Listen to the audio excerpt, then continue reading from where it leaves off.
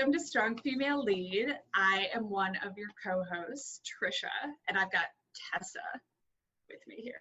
Yes. Hello, everyone. Sorry, guys, we were unsure. We're trying to do the same beginning each time, but then I forgot that if it's our movie, we're the one that starts. So, Yeah. So we're here, Strong Female Lead. We come at you weekly and we discuss representation of women in media, namely movies and TV, and whether or not Hollywood got it right. Whether or not we think this is a strong female lead, what Hollywood and the entertainment industry is telling us is a strong female lead, and wherever it goes from there. So that's what we do here. Yeah. We're Hey, back with another installment with another exciting movie to talk about. Yeah, well, this was my pick, and I realized it's right after you and I had like a pod conversation, you know, about how these indie movies don't really bring in the listeners. And I followed that up by completely forgetting that conversation and picking our Mumblecore queen, Greta Gerwig. So I picked Mistress America, and it is starring Greta Gerwig. I believe that it was written by Gerwig and Noah Baumbach. Oh, yeah. Also a divorce story. Blah. Oh, really? Yeah. Oh, Marriage Story, you mean? Marriage Story. Well, it was Divorce Story. He wrote that? Yeah. Oh. That's why I think I was like, I think my review will be biased. I was like, I just think that me and this particular writer don't mesh well. Yeah. Our storytelling styles are so different. Yeah, so, I mean, I want to start out by saying I think Greta Gerwig is a queen. I love her and what she did for movies. She's like the queen of Mumblecore, which, I mean, what is the definition of Mumblecore? Actually, I want to get it right. Like, I know it when I see it. Yeah, like I could name Mumblecore movies, but I couldn't tell you what the word actually means. Right. So it's a subgenre of independent film characterized by naturalistic acting and dialogue, low-budget film production, an emphasis on dialogue over plot, and a focus on the personal relationships of people in their 20s and 30s.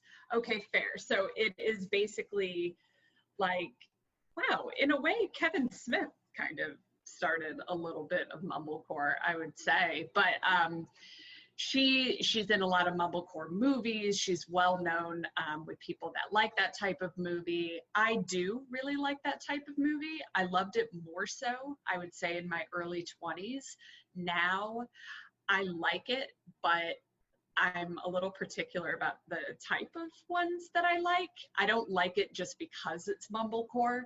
Like, it really does have to speak to me. I think the Duplass brothers do a really good job with Mumblecore movies and focusing on the nuances of relationships and communication.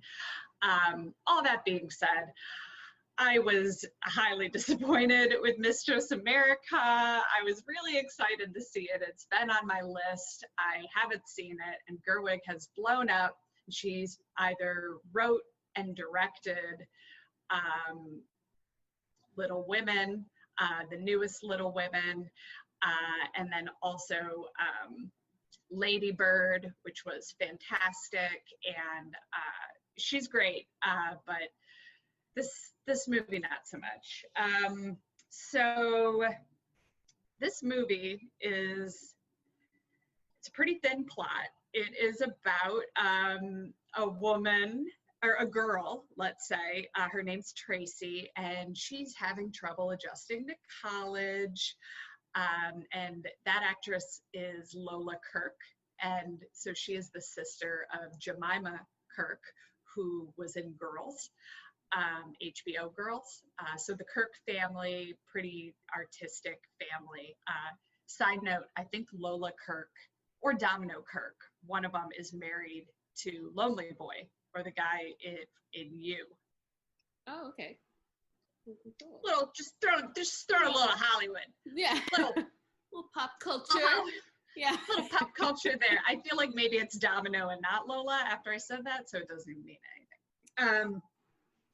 But so the characters. I've never even seen right? Girls. I'm like, I don't know who any of these people are. But So you didn't even. Okay. Well, honestly, the first couple of seasons were fantastic. So, I mean, that's worth a watch. It does get a little like, meh, near the end, but Jemima Kirke is probably the best character, one of them.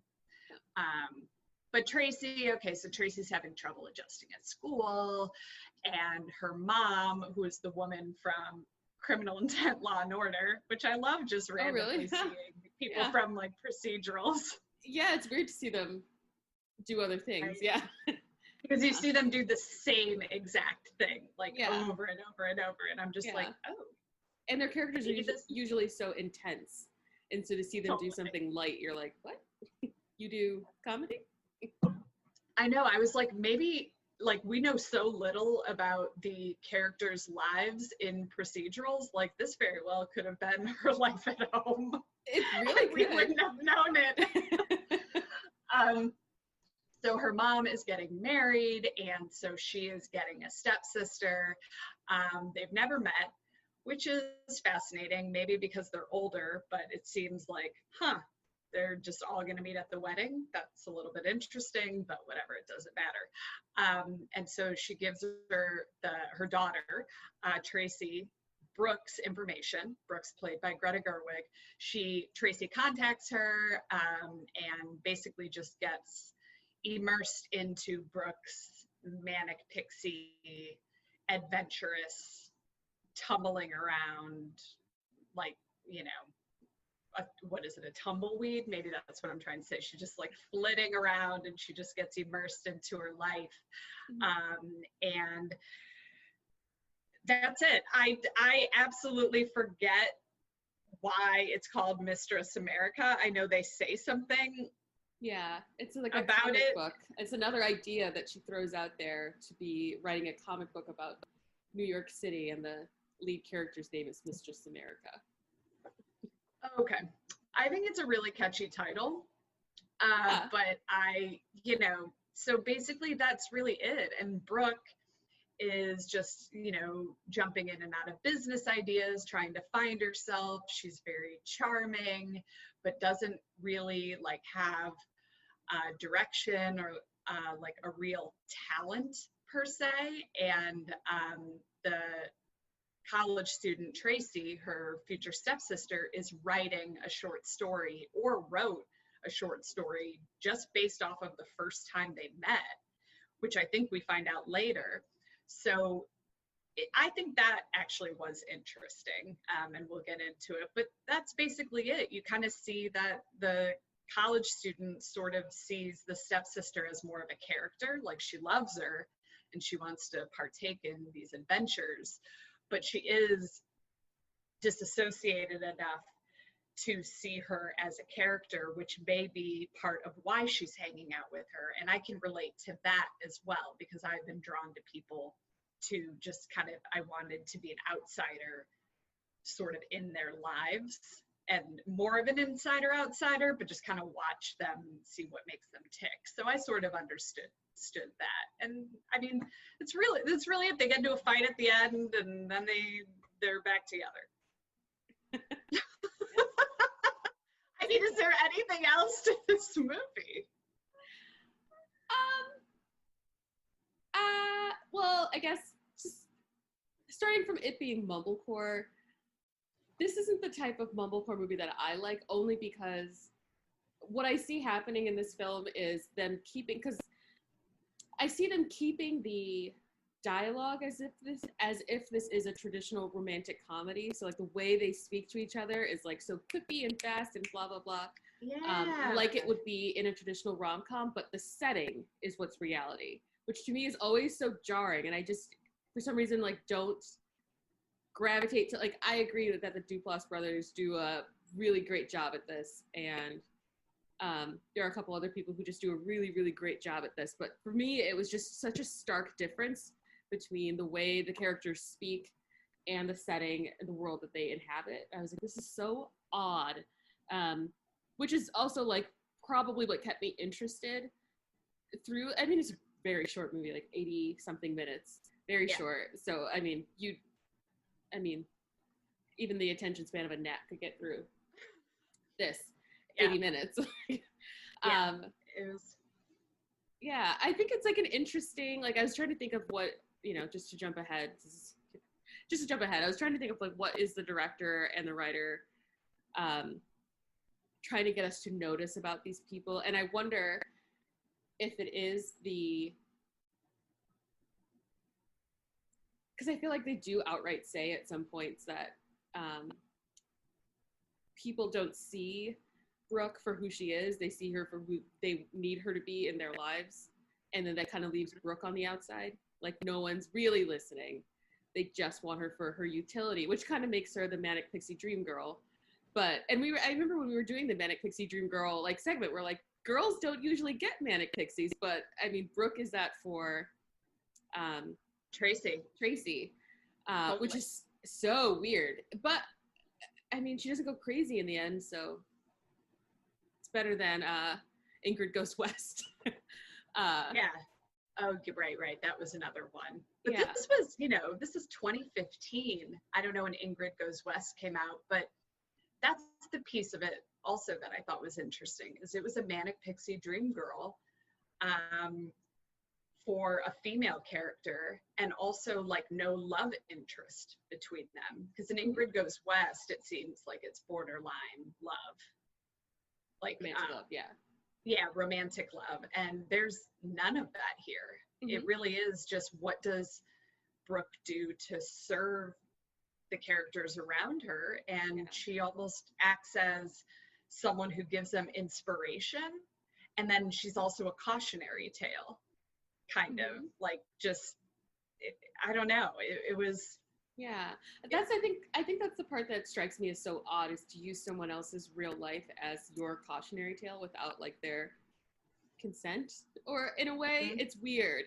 Like I kind of sided, like I've seen this movie before this viewing, and the first time I kind of sided with Tracy, and I was like, what's wrong with, like, it's part of her story too, like the experiences that she's having with Brooke, like she's there too, she's experiencing it too. But then I feel like in this viewing I was more on Brooke's side, in that this is not fair. You get to paint me in a light and potentially publish this and have this be my legacy that I had no consent in. And I was like, that's kind of mean. Especially if she feels it's an inaccurate portrait of her life, but then maybe she's not seeing herself clearly, as no one seems to see themselves as they are in the world. Everyone has that. I think all the characters have the moment where there's who they are, and then they see themselves in the world and reject that, or they reject someone else's interpretation of their actions. Like the love interest, the college-aged boy and his girlfriend. He sees her as like possessive and blah, blah, blah. She sees herself as protecting herself. And he does the same thing to Tracy, and Tracy does that to Brooke. And I'm like, it just goes down the line. And I was like, is that the commentary that they're trying to put out into the world through this film? Of us not being able, maybe we just cannot see ourselves for who we are, and maybe we should stop trying to, or accept. But we're different things to different people also. Yeah, but who gets to write the story of your life? Totally. I understand both sides. I understand why Brooke was angry. And I also understand why Tracy submitted the story anyways. I just, it sucks. Brooke has every right to be angry, and I still think Tracy had every right to write it and to submit it and to say it was, an inspiration, like inspired by you, but she wrote it after one hangout. Yeah. So she obviously didn't even know her. Isn't that the same thing that the t-shirt girl did? And we're like, everyone just I don't know, maybe it's just how I felt, but I was so resolutely on Brooke's side to be like, well, she admits that it was her idea. And she took the idea from Brooke because she didn't think that Brooke was going to do anything with it. And so Tracy does the same thing, but we forgive her for some reason. Because she doesn't take artist. Brooke's idea. She just Mistress America, the title of the essay. Even that is Brooke's idea. And then she's a superhero in New York, like, you know, a superhero, someone just like better than most people. That's who she wrote. I'm like, it's still Brooke's idea, but we've forgiven her because I guess we're supposed to. Or because she's the protagonist. Yeah, she's the protagonist. But I'm like, you're right. Mistreated her, so. You're right. You did. One or forgive no one. Steal it. Yeah. She did steal it. You're right. And yeah, it was Brooke's idea, except that the commentary that Tracy was making is that Meadow, the character, was never going to make things happen the way that she made them happen. So she wasn't exactly a superhero, but no, you're totally right. But then at the same time, but what sucks and is unfair about it is that all art imitates art, right? Everything builds on something else. So unfortunate, it really sucks that Brooke is there just kind of spinning, and she is providing inspiration to a lot of people around her, whether it's cautionary tale type stuff or inspiration about what they can do. And then, she is left kind of hanging. Yeah, I think I want to call Brooke instead of a manic pixie, because I don't think that fully, in my mind, captures what a manic pixie's job is. Because at some point she has to leave Tracy, in my opinion of what a manic pixie would do in a normal movie. I'm going to call Brooke more of a muse, more of like a Greek interpretation of a muse, who is there to inspire but gets nothing in return. What does Brooke get out of any of this? Nothing. But she serves as the inspiration to the masses. Like, she is a muse, and she doesn't even get love really out of it. She gets obsession at times, but then people can take her or leave her. But then you know, as a viewer, you can find yourself not feeling bad for Brooke, because Brooke really doesn't think a lot about other people. Like, that's part of her, the type of manic pixie type thing she does, is she's totally absorbed with herself and her own world. And you can see it in the dialogue with her and Tracy. She's never asking her anything. It's only what she's doing, but we're also seeing it sort of more so through Tracy's eyes.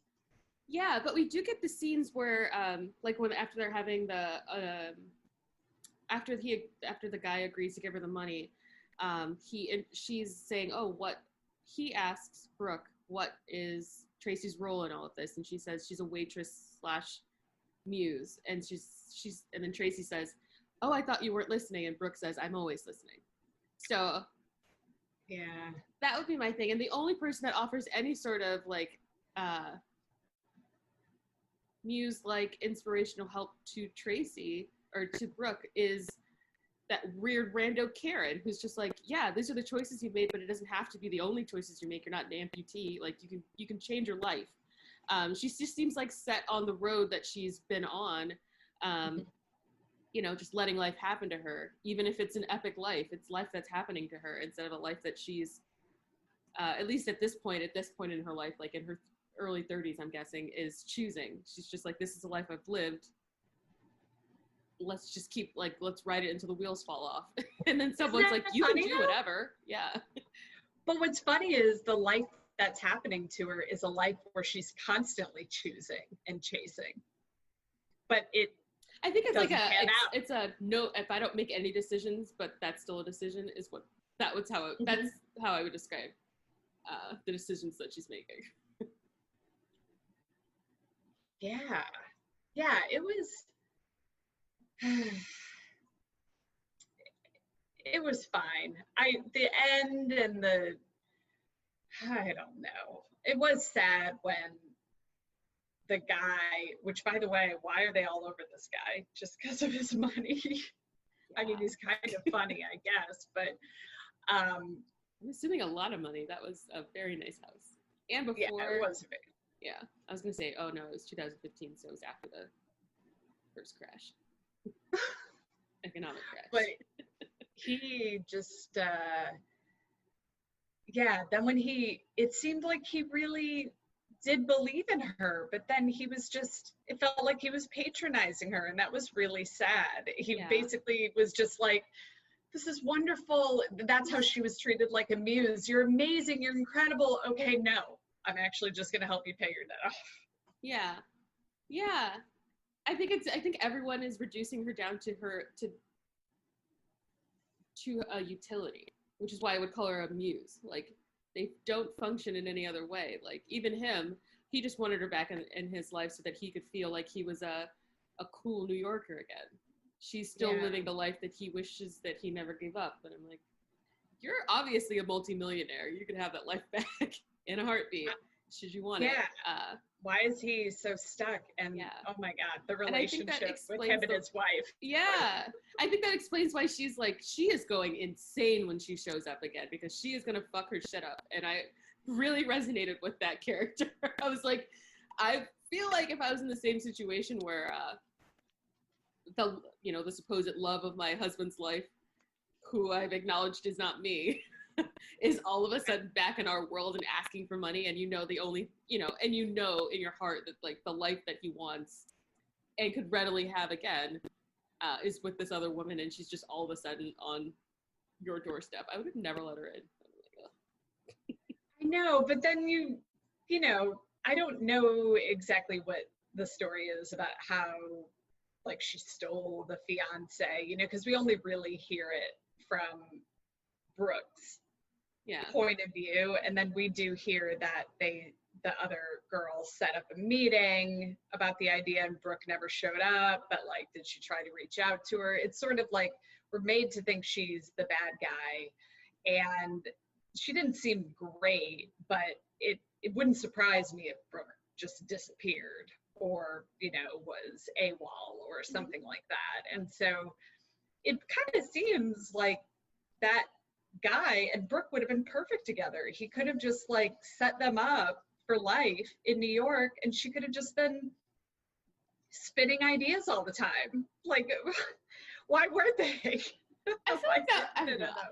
I feel like that could work for a while. I feel like if I was Brooke in that scenario, like it would get really old really fast. To be someone's muse in that way, to be like, to not really get to be like sad, like and not be like validated in any other emotion, but like a manic pixie. I agree in that instance she would be a manic pixie where she doesn't get to be fully human because those emotions don't in the film world aid in your partner's learning. I don't think I would like that. No, I feel bad for Brooke. The whole movie, I feel like the first time I viewed this, I thought just, oh, she's cool. And who doesn't like embellish their resume when you meet new people? Like, okay, right? Everyone's done it. Like, but this viewing, I was like, oh, she's sad. This is sad. Yeah, she's stuck. And everyone is like not helping her, but like everyone is so caught up in the glitter. You're not seeing how like broken and sad she actually is, especially when she's talking to her dad and she's just breaking down, and he's just like, that's not what us Cardenases do. We move on, or something to like that effect. The conversation is. I'm like, oh, well, that's sad. And when she keeps throwing out that her mom died, and then I love the way that Tracy called her out in that. Like, you're not getting over it. You're just bringing it up. Which stops the conversation, because who can say anything about your dead parent? Right. And she's like, you never talk about her. Mm-hmm. You talk about just the fact that she died. But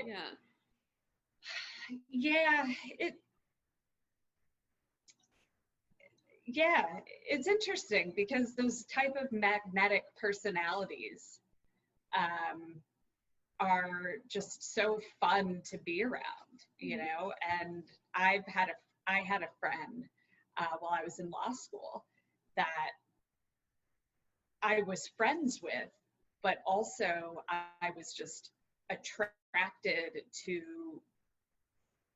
watching the way he lived his life. And it was much more obviously dark it wasn't like he wasn't a manic pixie for me. It was more just, he was like, it was like I was watching a real life Kennedy just operate through the world, and I was just completely addicted to it. And I cared about him, but looking back, you know, I think it was because there was a lot of interest also and curiosity as to about what was going on, how was he living, like this family marked by random tragedies and, you know, just, and like prison and wealth and all this wild stuff where I'm just like, oh my God, I couldn't stay away. I couldn't stay away. And I never ended up writing about him, but he has always been in my mind as a character that I would write about. And actually, him and I started writing a screenplay together. And the main character was so obviously him, and based on him, and he didn't seem to mind. And it wasn't, you know, all positive things. But we just, yeah, it fell through. But I do understand wanting to feed that selfish need of being around someone that inspires you creatively, because I myself have done that. And I did feel a little bit of guilt about it, but probably not enough. So I understand that. Oh boy, and that screenplay died. Maybe I'll pick it up again. Oh yeah, I remember telling you a long time ago about the screenplay that I was writing with someone from college. And yeah, he was my manic pixie, sort of. But yeah, I mean, you know, Greta Gerwig is such a great lead in the sense that, you know, she's beautiful, but not too beautiful. She's relatable. She's charming. I think she's really good. She's just well casted in this role. But it was disappointing. I did like I thought the essay, there were a few poignant statements in the short story. I mean, like, she has the kind of beauty that makes you want to look more like yourself. I thought that was really interesting. I was like, oh, yeah, I like that. I like that. She does. She falls into her, you know, quote unquote, drops into her own body, it seems. Like she just embodies herself in every movement and seems very in tune, even though we recognize that she's really not. But that cycling class cracked me up. Like, I'm like, she just shows up in her jeans and starts doing the class, and that is how those instructors are. Leave it on the bike. Leave it all on the bike. I was just surprised she had any sort of real job. I was like, really? Oh, okay. I know. I thought it was just like a hobby. Yeah. I thought for sure she's gonna work in a floral store of some sort, like just like something really, really rom-commy. Like, just arranging things all day. Yeah, it's just like turning flowers. Like, oh yeah. No offense to all the floral shop workers. I know, sorry. But just the movie tropes of your job. Just, yeah, like at a home and goods shop, you know, like in 50 Shades. Just moving stuff around, restocking and stocking, waiting for the world to happen. Yeah. You know, like 100%. Yeah, that's what I was expecting. I was like, oh, okay. She does the job. She does well. Oh, I would leave it on the bike. Yeah. I would take that class too. In fact, I did cycling this morning, and that is what it's like. And the guy, oh man, the guy who does this particular class, he reminds me of the love interest in My Crazy Ex-Girlfriend.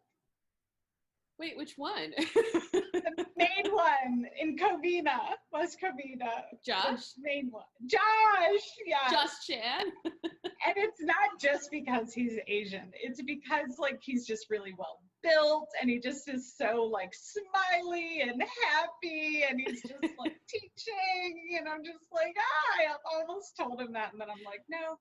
Oh my God, is his name Brian? No. I know one fitness guy who's Asian, and his name's Brian, and I know he does fitness classes, but it's probably not him. But I don't know what gym he works at, but I was just like, is his name Brian?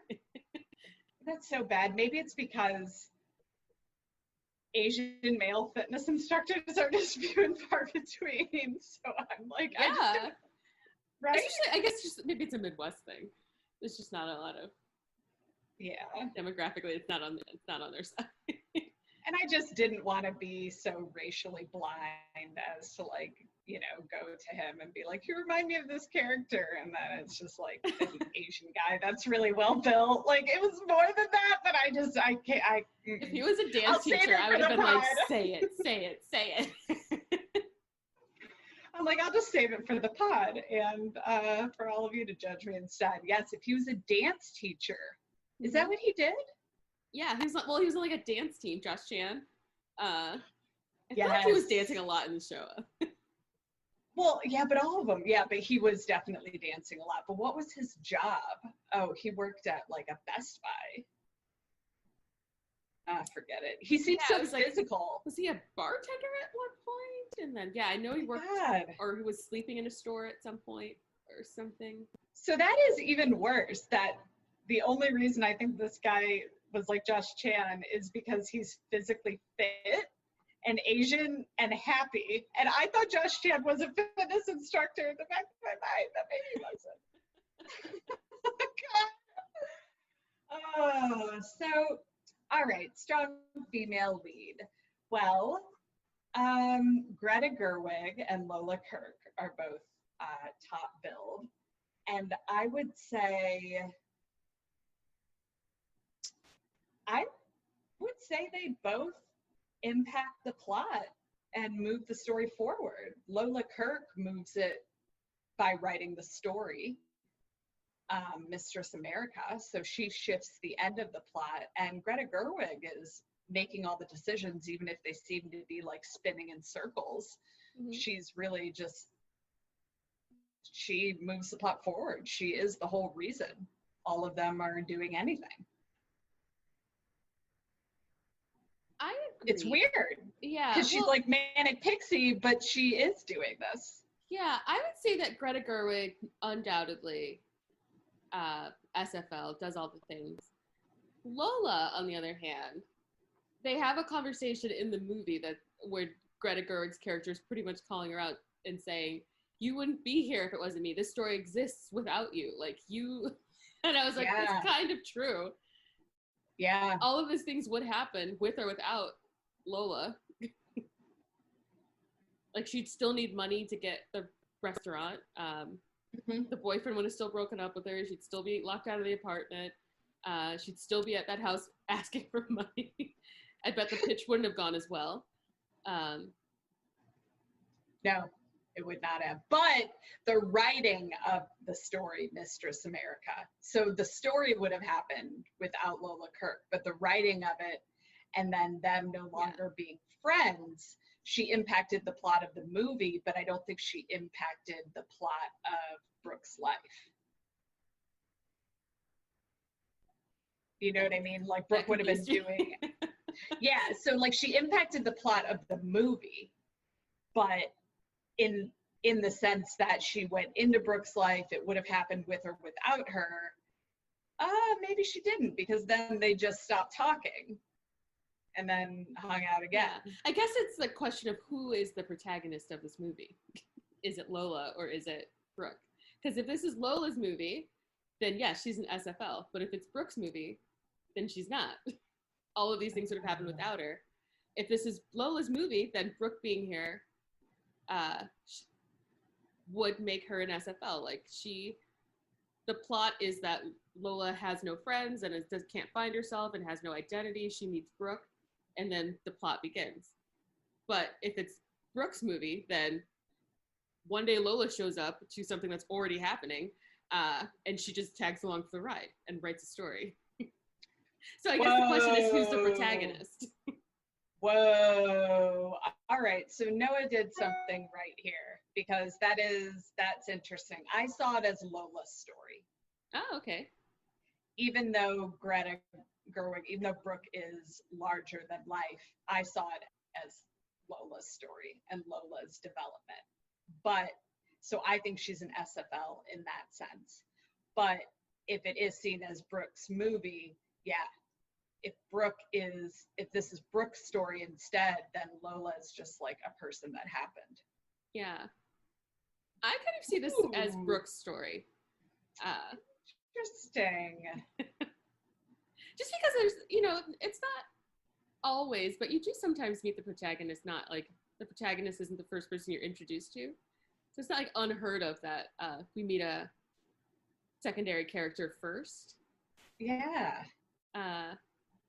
Can you think of another movie? I mean, I guess maybe that is why I think that, because, you know, the first sentence of every synopsis is about Lola's character. She's the first one we meet. But if this really is Brooke's story, then that makes the movie even better to me, because that is a really interesting way to write it. Yeah. I don't know. You know, in my head, I did think it was Brooke's story, because even in, like, Where'd You Go, Bernadette, the first person we meet is B, describing Bernadette. Well, her narration, right? Yeah. But the first person we see is Bernadette. Like, she's in the little canoe, right? Like, in the very beginning, we just see her canoeing, and we're like, oh, she ends up somewhere very cold. Yeah. I am really interested in another example. Like, I think that would be, that's great. I like SFL movies where that we don't meet the main character first. What other movies have we done? Oh my God, so many. Yeah, it's hard, right? Well, I just can't think of any other movies. I think it's because I'm staring at Mistress America, like on IMDb. Yeah. You know what, though? That's a really interesting twist. And I think that is something that should be done more, or maybe I need to look into what films that is done in, that we do not meet the protagonist first. I mean, sometimes there'll be two protagonists, you know? But the fact that this is just so, it's not interchangeable, it switches the SFL entirely. Mm-hmm. It's two different stories. Ooh, I love that. Brooke's story or Tracy's story? Or the woman who I was positive was going to just like drop into labor, but she didn't. The woman who was pregnant, and I don't know why she was there. Like, I kept thinking something else was going to happen, and I'm like, she'll definitely go into labor. But then I was like, nope, this isn't a rom-com. No, like, she would be like you in this scenario, who's just like close, but like not really involved, but like there, but like not really there, but like in the room. That's like the person you're describing, you as yourself. Well, remember? I was more like Lola. I was like in there though. I wasn't changing anything around. I wasn't moving around the furniture, but I was like going. I was going from, I would have been on the adventure. I would have been like in the car and showing up. But yeah, well, shit. I don't know. Okay. Well, hey, people, weigh in. Who do you think the SFL is in this, in this film? Is it Brooke or is it Lola? Is this Brooke's story or is it Tracy's story? I really like that. If it's Brooke's story, then it's a story well told. If it's Tracy's, to me, it's a little more lacking, which is why I was more disappointed. I agree. Yeah. If it's Tracy's story, then yeah, it's lacking. It's lacking in character development because she doesn't. I guess she changes, but but her own dialogue betrays her. Like, yes. And so I'm unsure now. I would, but then again, so does Brooks. Like, she doesn't grow or change or learn much of anything. Well, she does. She realizes that she has potential to change. She's got kinetic energy behind her. She can cause change. A little. Yeah, but you're right. Like, Tracy's character, for someone who is supposed to, if this really was a manic pixie, which we've said she's not, she's more of a muse, there's not like a launch in personal development here for Tracy, because we don't know anything about Tracy that she doesn't say, and she doesn't say much. Yeah. And we also don't see her inner world ever. We only see her with other characters, talking to other characters, and then that's what we learn about her. Yes. I have to say, when I was watching this, I was confused on whether or not Tracy actually existed. I was like, is that what's happening? Because, like, the way that the characters are written, I'm like, is Brooke just talking to herself and we've invented, along with Brooke, a Tracy?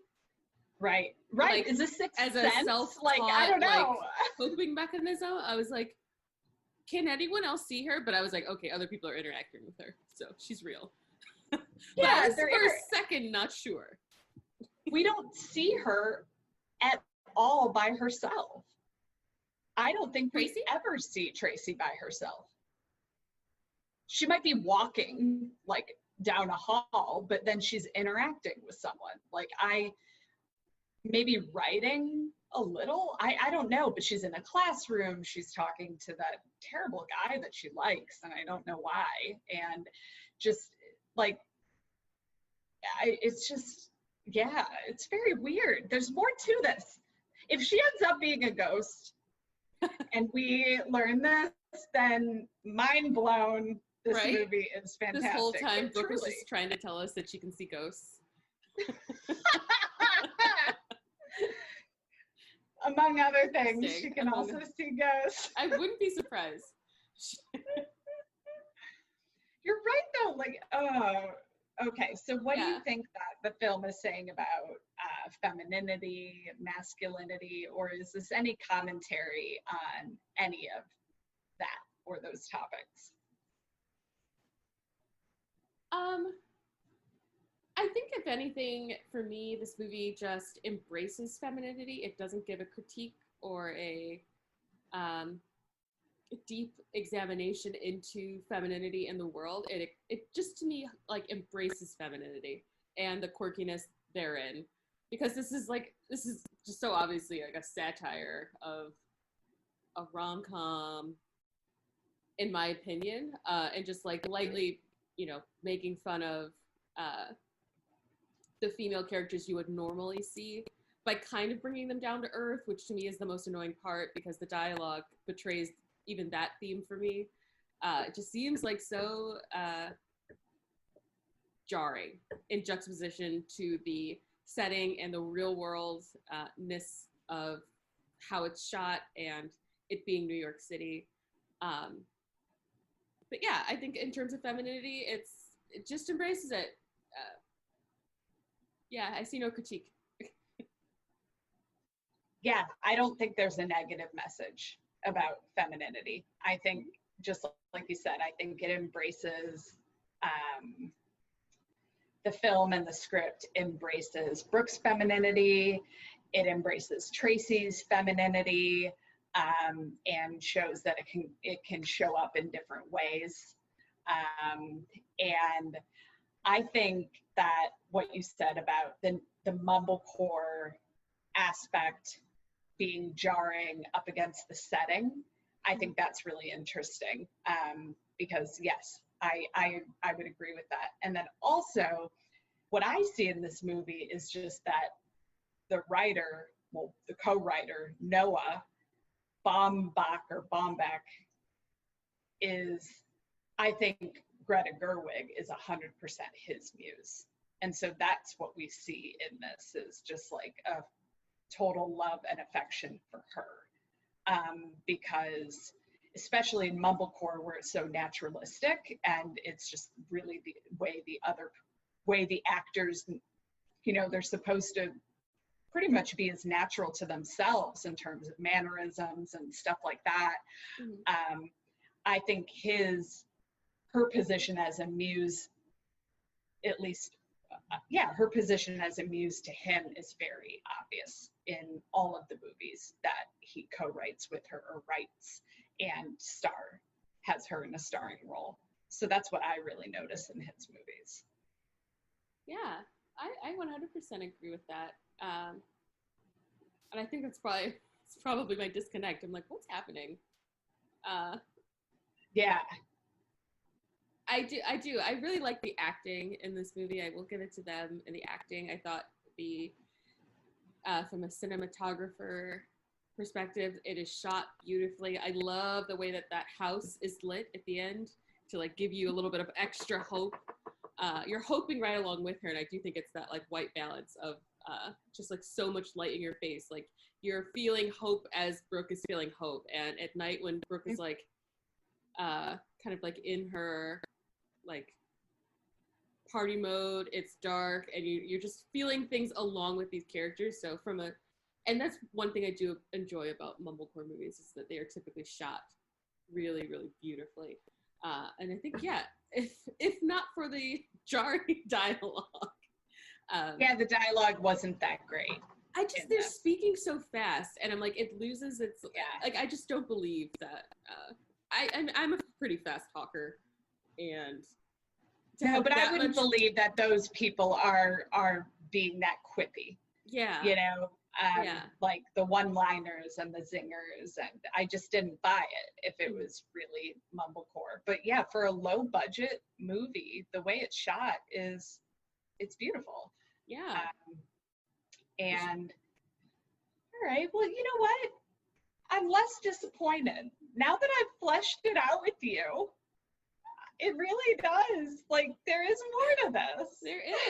There is. I mean, I like Mumblecore movies. I was, of the age when this was like super, super popular to be making movies in this way, as were you. So I think I might just have a soft spot for this type of movie, even though this one wasn't my favorite.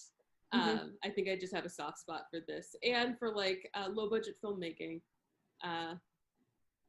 Yeah, the thing is though, I do too, and I don't know why I was so angry at first with this. I'm sorry, Noah and Greta.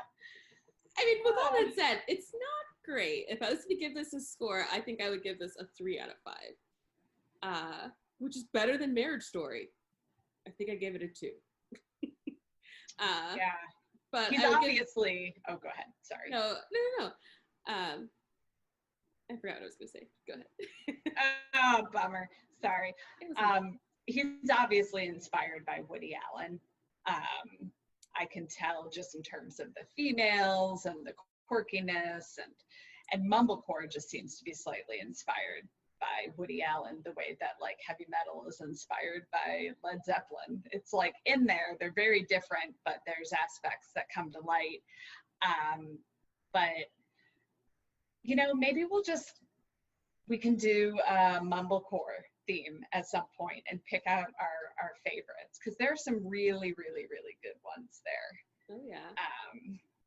And I do think Kevin Smith is probably also an inspiration for some Mumblecore, even though his was more, there was a theme and like throughout, and they had the same characters. It was still just all talking, smoking and talking, and drinking coffee and smoking and talking. Yeah, I think I like that. Like I would say that Kevin Smith's movies are serialized. Like you should know something of Kevin Smith before you start watching, whereas Mumblecore is usually more episodic. Like you don't need to know anything, and you would likely never see these characters ever again, which I do appreciate. It's a day in the life, or a very small, like I don't think I've seen a Mumblecore movie that exists in a span longer than a weekend. Oh, interesting. In terms of the time. And that's a good point also about Kevin Smith being serialized, and maybe it's less naturalistic acting. It's more just dialogue heavy. Like there is a story a larger scale storytelling going on with his, but it's just dialogue and inside jokes that nobody tells you about. Oh, I know. Don't make the first Kevin Smith movie you watch, Jay and Silent Bob Strikes Back. That is solely for fans. Don't do it. Don't do it. I would say start with Clerks.